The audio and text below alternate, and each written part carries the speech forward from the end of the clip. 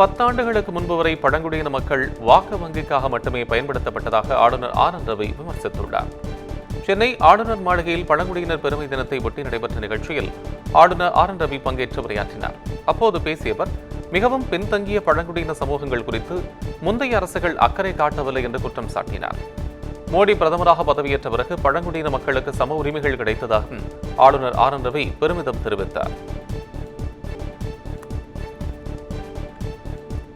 தஞ்சை ராமலிங்கம் கொலை வழக்கு குற்றவாளிக்கு அடைக்கலம் கொடுத்த முகமது அலி ஜின்னா என்பவரை என்ஐஏ கைது செய்துள்ளது.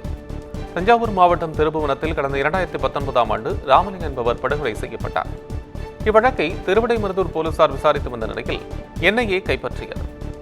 இந்த வழக்கில் தேடப்படும் 5 நபர்கள் உட்பட 18 பேர் மீது என்ஐஏ 2019ஆம் ஆண்டு குற்றப்பத்திரிகை தாக்கல் செய்தது. தேடப்படும் குற்றவாளியாக அறிவிக்கப்பட்ட ஷாகுல் அஹமது என்பவருக்கு அடைக்கலம் கொடுத்த பூம்பாறை மாளிகை உரிமையாளர் முகமது அலி ஜின்னாவை என்ஐஏ அதிகாரிகள் கைது செய்து விசாரணை நடத்தி வருகின்றனர். சென்னை பெருங்களத்தூர் அருகே சிவகார்த்திகேயன் நடிக்கும் படத்தின் படப்பிடிப்பின் காரணமாக வண்டலூர் சாலையில் போக்குவரத்து கடுமையாக பாதிக்கப்பட்டது. பெருங்களத்தூர் அடுத்த சதானந்தபுரம் பகுதியில் சமீபத்தில் புதிதாக கட்டப்பட்ட மேம்பாலத்தில் நடிகர் சிவகார்த்திகேயனின் படப்பிடிப்பு நடைபெற்றது.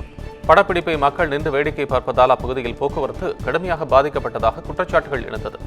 இந்நிலையில் அங்கு வந்த போலீசார் போக்குவரத்துக்கு இடையூறாக இருப்பதால் படப்பிடிப்பை மாலை அல்லது இரவு நேரத்தில் நடத்திக் கொள்ளுங்கள் என கூறி படக்குழுவை அங்கிருந்து அனுப்பி வைத்தனர்.